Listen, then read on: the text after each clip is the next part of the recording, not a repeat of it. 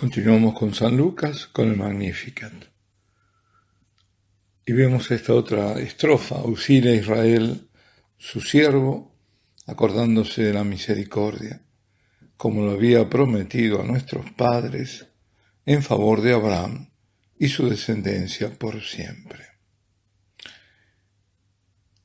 La alabanza de María posee una dimensión universal. Una dimensión universal tanto en el tiempo como en el espacio. En el tiempo, porque se remonta a Abraham y a los padres. Y luego, porque se extiende hasta el fin de los tiempos, siempre. Ella ha cantado que la misericordia, ya lo había dicho en su canto, se extendía, la misericordia de Dios, de generación en generación. Y percibió que todas las generaciones le iban a llamar dichosa, bienaventurada. Al término de su cántico, ella, abraza de un solo golpe la historia de la salvación, desde los orígenes hasta el fin del mundo. Su alabanza se extiende también a la dimensión de la humanidad. Esta humanidad diseminada, sobre la superficie de la tierra. Son todos los humildes, todos los hambrientos y finalmente todo el Israel de Dios. Yo recuerdo, alguna vez lo leí hace mucho tiempo, y sí, eso sí que no podría precisar dónde, de un rabino que era cristiano, que se había convertido. Bueno, a ellos no les gusta mucho que digan conversión, fue iluminado. Es decir, reconoció a Jesús como el Salvador, como el Mesías de Israel. Tampoco puedo precisar si realmente este rabino se convirtió, para decirlo con términos así, también que son exactos, ¿no?, al catolicismo o no. Pero lo que sí recuerdo es que decía que al final de los tiempos, cuando la tierra sería inundada por un nuevo diluvio, el diluvio de la apostasía, quedaría ese resto fiel, los anahuim, los pobres de Dios, cantando las alabanzas sobre el monte Sión. Es una figura, por supuesto, poética, pero profética también, diciendo qué es lo que va a ocurrir, es decir, lo que tantas veces también lo vemos como el pequeño resto de Israel.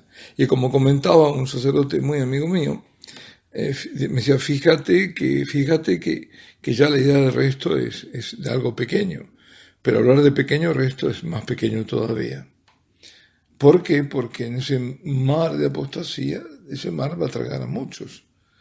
Pero nuestra misión, ¿cuál es? De salvar a todos, porque eso es lo que Dios quiere, que todos se salven. Perdón, no, de nuevo otro excursus, pero me parece que todo esto interesa porque va dentro de esta, si se quiere, suerte de exégesis que estamos haciendo del Magnificat, este desglosar, ¿no?, lo que la Virgen nos está transmitiendo a través de esa alabanza, que como decíamos es una alabanza universal, que alcanza todos los tiempos y todas las latitudes. Ese Israel de Dios, ese pequeño resto, había que, traducirlo así, ¿no?, en un sentido no literal, pero sí conceptual.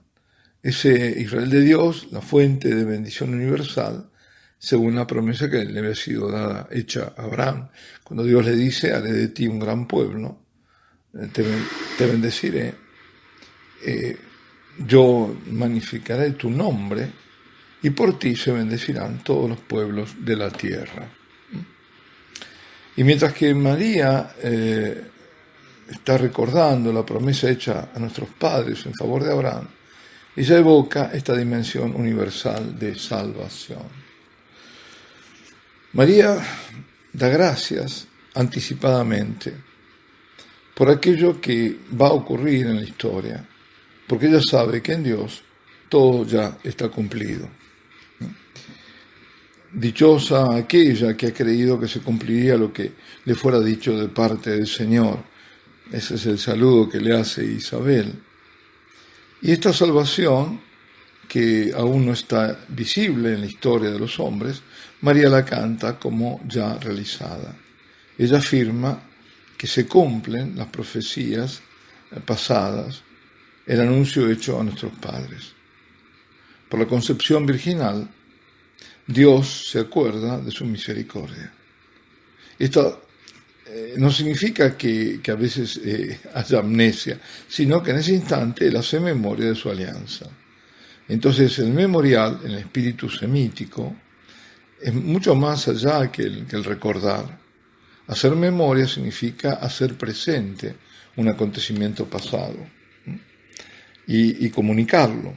La Pascua judía, por ejemplo, sí es un memorial, pero el judío piadoso de todos los tiempos celebra ese día en el que Dios lo salva a él, atravesando el Mar Rojo. O por ejemplo, que lo salva cuando pasa el ángel exterminador. Y nosotros, el verdadero memorial nuestro, la misa como memorial, es lo mismo, es actualizar, es el que está participando en la misa, estás viviendo su propia salvación, es Jesús que ahí lo está salvando. Cuando un creyente hace memoria de la promesa hecha a los padres, él se hace contemporáneo de aquellos que lo oirán, ¿no? Y la misa, por eso digo, es memorial de la pasión, ¿eh? Pero ese memorial no es simplemente un hacer memoria, porque se inscribe en esta misma línea, es decir, haciendo ahí memoria, es decir, hacemos aquí memoria de la muerte y de la resurrección de tu Hijo. Eso lo decimos los sacerdotes en la segunda plegaria eucarística. El cristiano, entonces, se vuelve contemporáneo, esto lo hemos dicho ya cuando tratamos la misa, la celebración, ¿no? Actualizar, representar, en sentido de volver a ser presente, a ser actual, el misterio salvífico que ocurrió una vez para siempre en el Gólgota, pero que se hace presente ahí. Es decir, que se hace contemporáneos, somos contemporáneos de Jesús ofreciendo su sacrificio al Padre en el Calvario. Y más aún, el tiempo es abolido. El cristiano está ya unido a la venida de Cristo en la gloria. Es el misterio justamente de la fe. ¿Qué decimos el misterio de la fe? Bueno, la anámesis, el memorial que cantan los fieles en respuesta a la consagración. Mysterium fide, este es el misterio de la fe, este es el sacramento de la fe.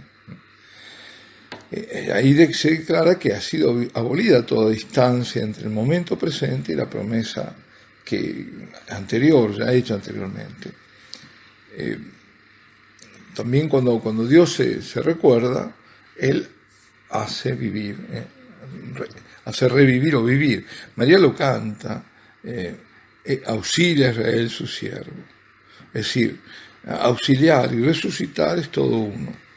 Por la encarnación del Verbo, todos los servidores de Dios vuelven a encontrar el camino. Y de la misma forma que la fe permite a María contemplar lo que aún no se ha manifestado, el memorial hace contemporáneo aquello que ya ha ocurrido. Y así, en el seno de María, el Verbo se hace carne. Pasado, presente y porvenir están reunidos en un solo instante, eterno, porque Dios es eternamente presente. Tú eres mi hijo y yo hoy te he engendrado. Pablo lo dice, ¿no? Cuando venga la plenitud de los tiempos, cuando vino, mejor dicho, la plenitud de los tiempos, Dios envió a su Hijo, nacido de mujer, en Gálatas 4:4. Y esta mujer es María, misteriosamente asociada por su Hijo a esta plenitud de los tiempos. Exultante bajo la acción del Espíritu Santo, María se descubre verdaderamente como Madre de Dios. El misterio de Cristo que ella lleva en ella asume esa espera de Israel y de todas las generaciones de los pobres, desde la creación del mundo hasta el cumplimiento definitivo de salvación, en favor de Abraham y su descendencia por siempre. Alabado sea Jesucristo, sea por siempre bendito y alabado.